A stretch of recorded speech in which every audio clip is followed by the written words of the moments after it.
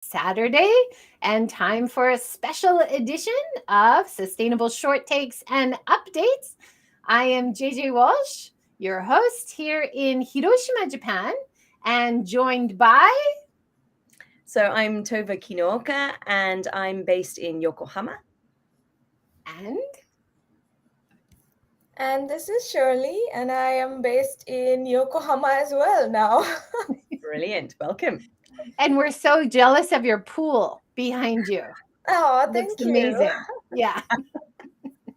So we had a great talk on the 21st last week with four amazing speakers. Shirley, you want to give us a little summary of the event last week online? Yeah, sure. Yeah, we had an amazing event with um for like women in sustainability, and yeah, it was really great. It was headed by Joy, and yeah, I'm just trying to find some information. Um, Tova, if you can go ahead, um I can Okay. add some info too.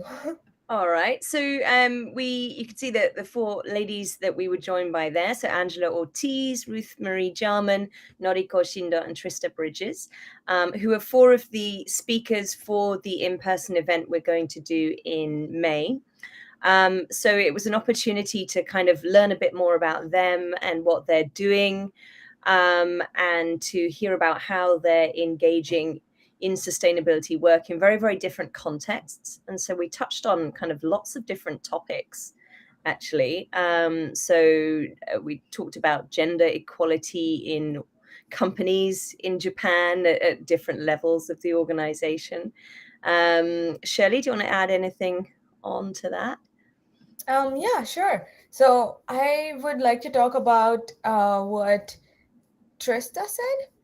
And yeah, I think I had a lot of notes from what she was explaining and what she said about like sustainability, especially women in tech. And she was talking a lot about like investment and venture capitalists in investment. And that was something which was very interesting to me because it seems like something that's out of reach for many women. I think because it's like finance and it's something that, oh my gosh, it seems like we cannot really overcome that barrier. But And seeing that somebody seemed like a who's, common theme, didn't it? That Hmm. everybody was talking about doing lots of good work and doing meaningful work, but the funding aspect, especially for women, is always challenging. So that was great to hear from Trista and Ruth and yes, Angela as well about fundraising and getting funding, right? yeah.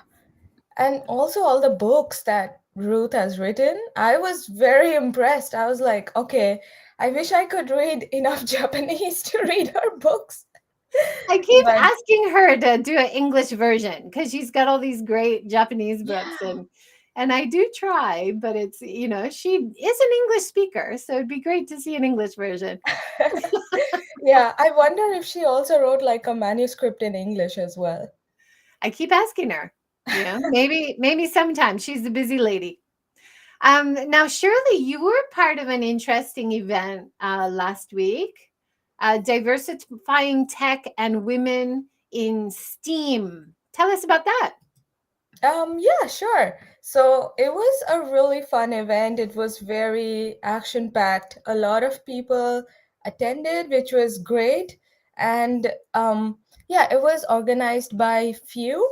So Few it started as a group of women executives, but they then moved on to like women all over Japan. For And they, empowering women, right? Now? yeah, for Yeah, they've empowering I've women. That's such a interviewed nice. them.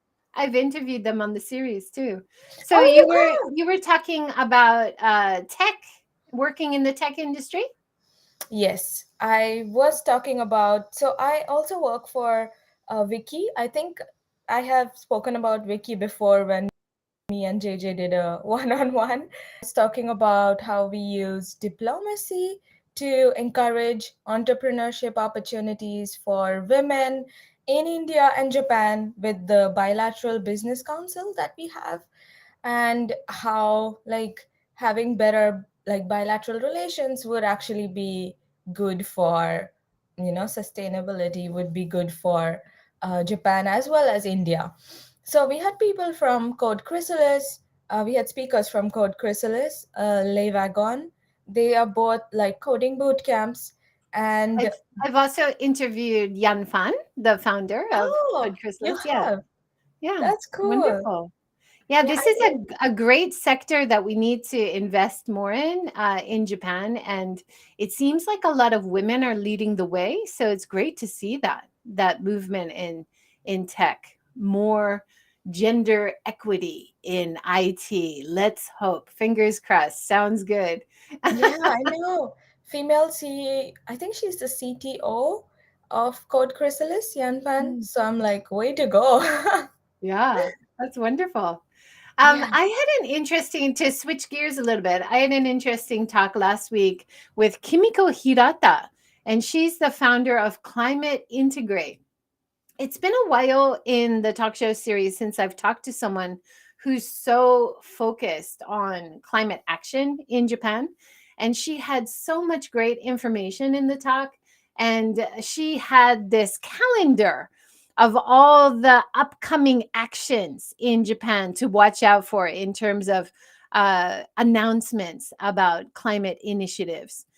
She had all the different domestic as well as international events, which she expects and is pushing for Japan to make stronger initiative announcements, which hopefully will move forward. She talked about her defunding coal initiatives as an activist and encouraging grassroots movement, as well as working with lawyers, as well as working with policymakers in government. She's doing such fantastic work. It was a real pleasure talking to her. Tova, did you want to talk about one of your topics? Yep. So I'll start with another climate related one. So on when was it? Wednesday evening, I had the privilege of being invited to be on the judging panel for the Ocean Revival competition. Along with a lot of other familiar faces. Angela Ortiz was also there, Robin Lewis, and Guy Perryman as well. So sort of very much sort of part of the community here. And so this is a really interesting organization. So Atlantic Pacific is an NPO based in the UK, but it started based on the experience of the founder in Kamaishi after the earthquake. So he's actually an architect by training, but has been a lifelong sailor. He lives he's from Wales in the UK, grew up sort of sailing and being around boats, and he came out on a research trip, I think it was 2014, he said, so a few years after the earthquake, and they went to Kamaishi, which was one of the first places hit by the tsunami, I believe, in 2011. So they went there to look at sort of reconstruction efforts and what was happening. And he was really shocked to hear that Japan doesn't have a sort of voluntary lifeguard organization. So in the UK, this is something we've had for centuries or more. I mean, it's a very, very long time. Every little village and town around the coast, because we're an island right in the UK, just like here, so every little place has its volunteer life force, and they'll have a lifeboat, people who have their day jobs but they're trained up, so if there's an emergency they get out there in their lifeboats and go and help. And he was really shocked to discover that Japan doesn't have this kind of organization. He's like, wow, okay. And he got talking to locals and about how it works in the UK, and they were like, oh wow, this sounds really something we should have. So he said he found himself kind of in the heat of the moment in the discussion going, yeah, we can do this. And they're like, yes, but where would we keep a lifeboat? And he said, I can design you a lifeboat station. Then thinking, what on earth have I just said? So he was on the flight back to the UK just thinking, what have I promised and how on earth am I going to deliver this? So he went back to the university in London where he was teaching, spoke to his boss there and said, look, can we get students involved in this project, in designing a lifeboat, first of all? So they did that, and then they sort of started to look at how were they going to get the lifeboat to Japan. It was going to be in a shipping container, and then how were they going to store it, and so on once it got to Japan. And so they were, well, he designed the shipping container that it was going in to actually become the lifeboat station, which was brilliant. So it's basically lifeboat in a box, and this idea was born out of that. So the Kamaishi one is the first one, and they've since created one in Lesbos and Greece to deal with the, help there with the refugee crisis, with lots of refugees coming over the Mediterranean. There have been horrendous, stories of boats capsizing and people needing rescuing there. And so the idea is the MPO has this lifeboat in a box system, but they also train up the locals to use it as well. So the community that receives it gets everything they need in this box, but they also get the training as well, so that they run it themselves. They take ownership of this, and it becomes, their own thing. And they also do camps. So they did a summer or a spring camp with local kids at Kamaishi High School. And they were getting them involved in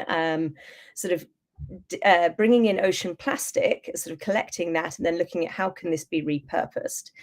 Because as through their lifeboat work, they obviously are sort of seeing a lot of pollution and things when they're out on the ocean. So that was very much sort of in their minds. So they started looking at how they can do something to address that issue as well. So they've been working there on using the plastic that they're collecting to repurpose it into life jackets and things. Wow. But then they That's great to hear. Yeah, such a wide variety of education, outreach, training, the practical level, as well as for the future, reducing plastic. There's always that discussion, isn't it, about organizations like the Ocean Cleanup, reusing that ocean plastic in useful ways. There's a limit to how much you can reuse it. You can only make something once. And there's just a tiny, tiny amount that actually is reused in any meaningful way. So the main object, of course, is to reduce the amount that's going into the environment at first. Absolutely. That's got to be priority. But it was really nice to hear the competition was open to anyone, and the sort of they invited applications in and then sort of condensed those down, and we had 3 teams pitching their ideas to the panel of judges, and they're really creative. Like one team was working with the Precious Plastics organization to say, look, we can identify the really usable plastics, because like you say, there's only some that really can be repurposed again. So things like the PET bottle plastic there, which is a specific kind that can be reused, and looking to use their prize money to get the machine from the Precious Plastics that can create the sheets of new plastic that they can then use to they were going to make life buoys, because we discovered through their presentation drowning is the 3rd highest cause of death in under 15s globally. I did not know that. That was such a shocking statistic. Wow, that is shocking. But to swim, so it sounds like a great initiative. I've put the links in the comments so people can find out more. Now that brings me to a news point.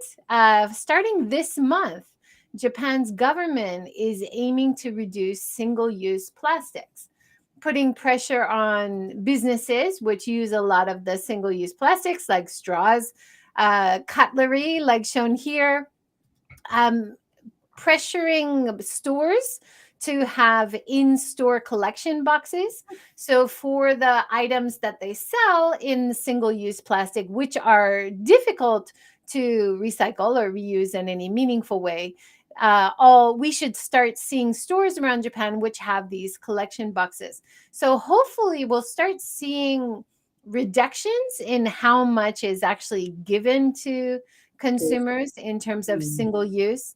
There was one organization that I found really interesting which is now featuring some of their items you'll see in hotels around Japan.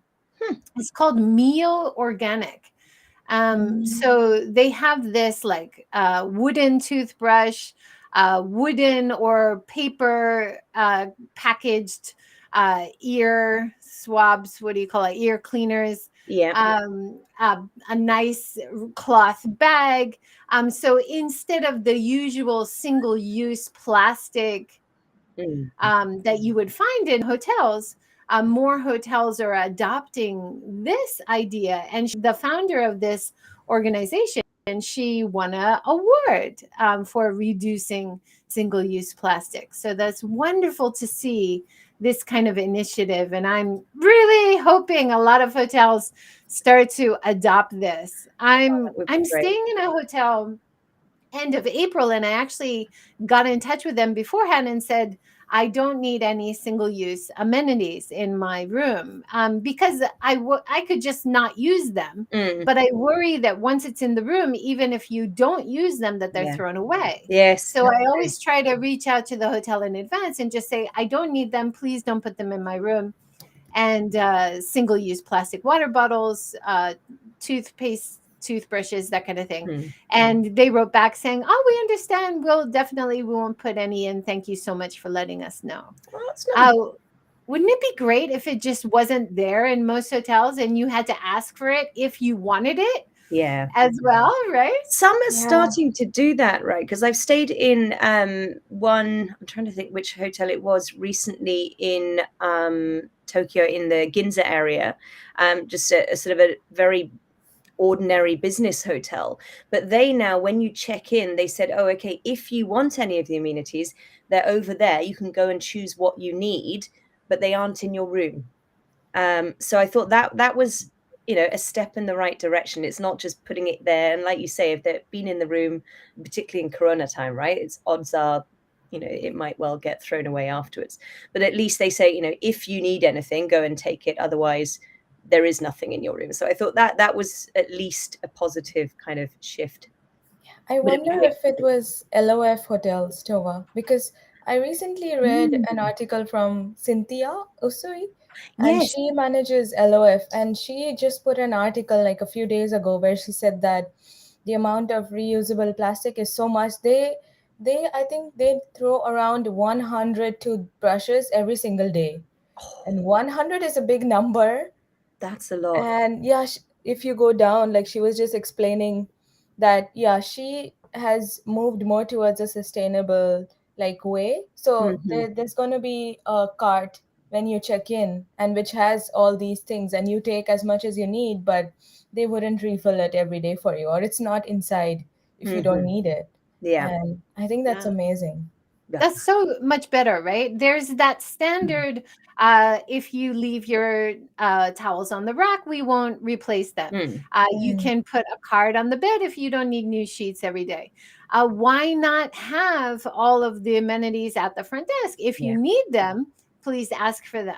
And then they don't have to worry about replacing them, even if they're unused, which seems so wasteful, right? Yeah. And they do throw it. I don't think they reuse it if it's packed still. No.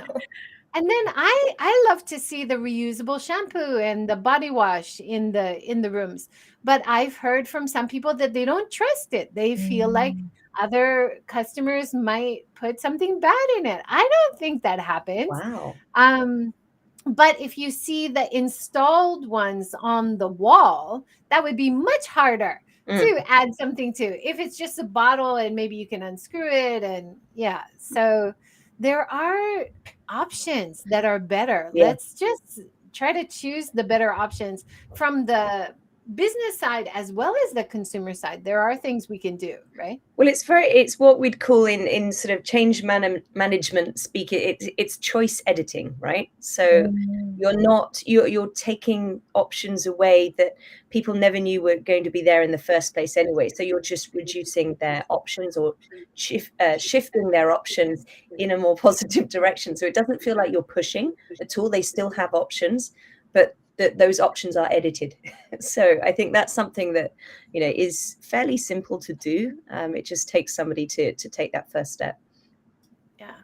I'm showing the Japan Times article about this April new cabinet ordinance here. And they also talk about it's not mandatory.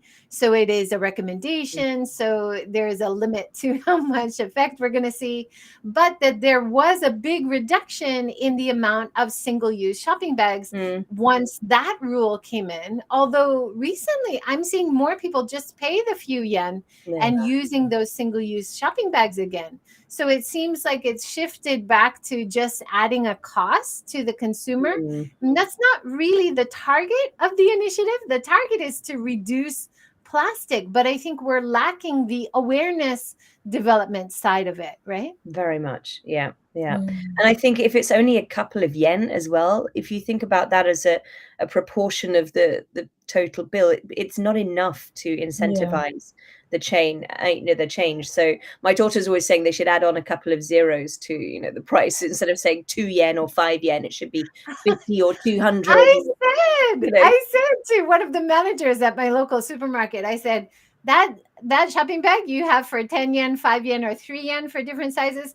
that should be 1,000 yen, 500 yen, 300 yen. And he's like, ha, ha, ha. And I was like, no, I really think that's true. Exactly.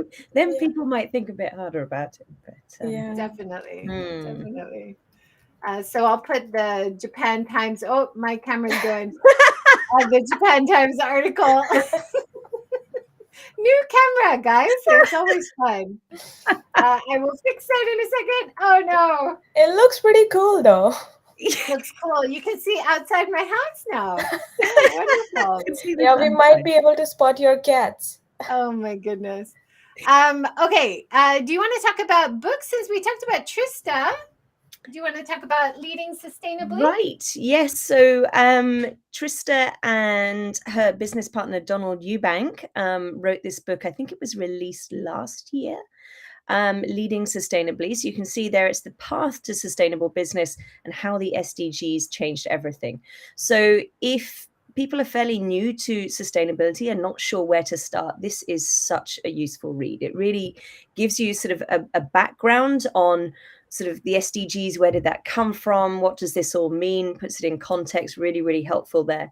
But then they've got really well laid out frameworks, things like their 5 sort of steps of the sustainability journey, if you like, that an organization goes through, the sort of stages of maturity from right at the beginning through to completely purpose-driven at the end. They've got lots of really helpful examples, sort of mini case studies, if you like, on different organizations to illustrate how that actually looks in an organization when they're shifting to bringing sustainability into core business. So they highlight a lot of groups like, for example, Sekisui House, one of the sort of big housing companies in Japan. I had no idea they were doing really great stuff, actually, and are really bringing this into the core of what they do. So there were lots of great examples like that in it. It's very practical, very accessible, easy to read in that sense. So hopefully we'll hear more from Trista about that, well, the book, but also, you know, the breaking down the topics in it when she's speaking at the event in May. But would highly recommend this as a read. Yeah, definitely. And Trista has been on the series, but not recently. I'd love to have her on again. It's always interesting when you talk to authors, because while they're writing it, and then once it's released, and then a year later, so much has changed. Sustainability is changing so fast. She must have loads of new examples to share. Sure, right? She does. Sure, she does. Yes. Now, Shirley, you had an interesting book, Think Again, with Adam Grant. Yeah, I recently finished this book, and I have nothing but praise for this book. It's an amazing book, very well written. It's very clear, engaging. It's hilarious. It's written by Adam Grant, who is like Wharton's top-rated professor for about 7 years.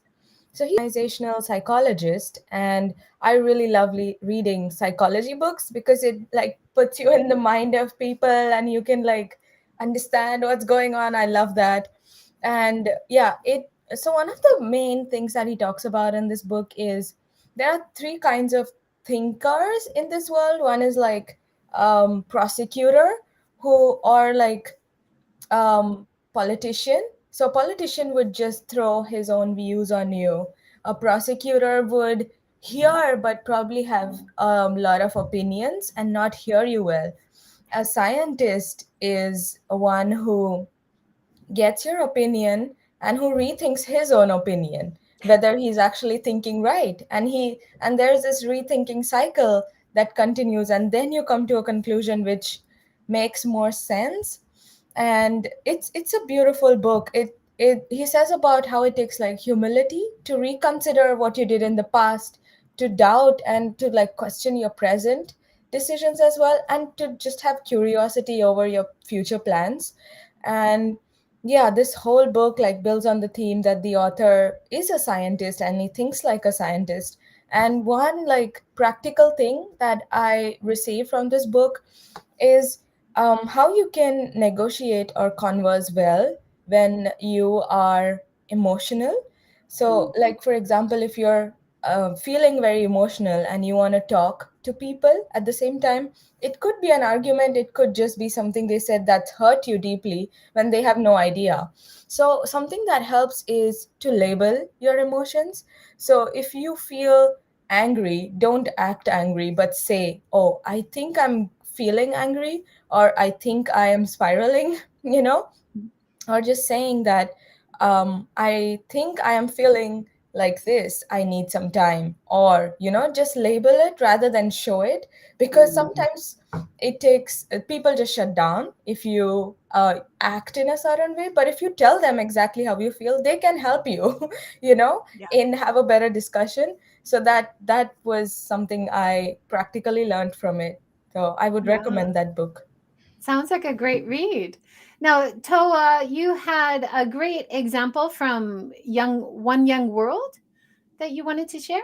Yes, so this is one of our One Young World ambassadors, Urara Takaseki. So Shirley and I both met Urara back in 2018, I think, Shirley. Yes. She is an incredible young woman, real force of nature.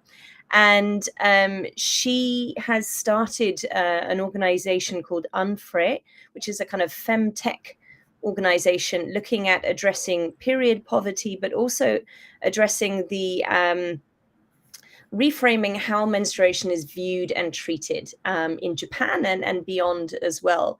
So this sort of stemmed from her own experience, struggling with menstruation and it causing, her to get very stressed, to miss class or meetings. We've got the cat joining us here.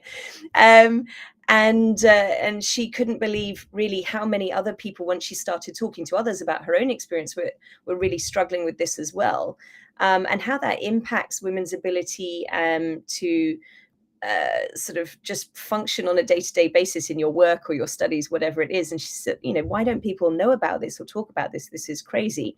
And why are period products not available for free in toilets, for example, so that if your period suddenly starts and you go into a public restroom, there's going to be something there that you can use. And she said when she started talking to some men about this, and they said, oh, but why should it be free in a public toilet? And she said, well, if you went to a public toilet and you saw there was no toilet paper, or you had to pay for the toilet paper, you'd be a bit shocked, wouldn't you? And the guy, I thought that put it in context really, really well, actually. So she's looking at sort of using her experience in urban planning and infrastructure and how things work to look at addressing the issues around period poverty as well, and making it just a lot less stressful for women to deal with, something we deal with every month for a very large part of our lives. So just really impressed to see, the impact she's making. She's always been one of those people who will make an impact. I mean, hopefully we'll see her as Prime Minister one day in the future, who knows? But That's awesome. yeah, And it's so important to consider, because it's not a choice. no. It's not like women are choosing to have periods, so they should choose to use feminine products. It's something that happens to 99.9% of all women, I would say. There's not many Mhm. women out there who don't have periods. Yep. I think So we have a let's talk question. about it. Let's make it a human right. Yeah. That you should have sponsorship of it, like toilet paper. What a great example. I Yeah. love that. Exactly. Yeah, sorry to interrupt. I think we have a question Mhm. from Shirley, Russell. is this book similar to the Briggs personality profile study? Not really. I didn't see any I didn't see any similarities between those and the book. I think it's just a different view of how to rethink what you have decided already and how that's going to help you in the future. I think that's the main like crux of this book. But Mhm. Yeah. I do love Briggs personality profiles as well. Really interesting. I studied psychology as an undergrad, so you're speaking Really? my language. It's really interesting to Wow. me. And that was a question from Kyle Russell on YouTube. Thank you so much, Kyle. And the reason I showed one of my cats is also because of Kyle. Thank you. He wanted to see the cat. Oh, So yes, that is our great. 30 minutes. Thank you all for joining and sharing some of your ideas and insights. I'm really looking forward to our May event. Fingers crossed we can get the venue in Tokyo and go ahead for May 14th is a tentative date. So please pencil that into your calendar, in person in Tokyo, in person in Hiroshima, and online.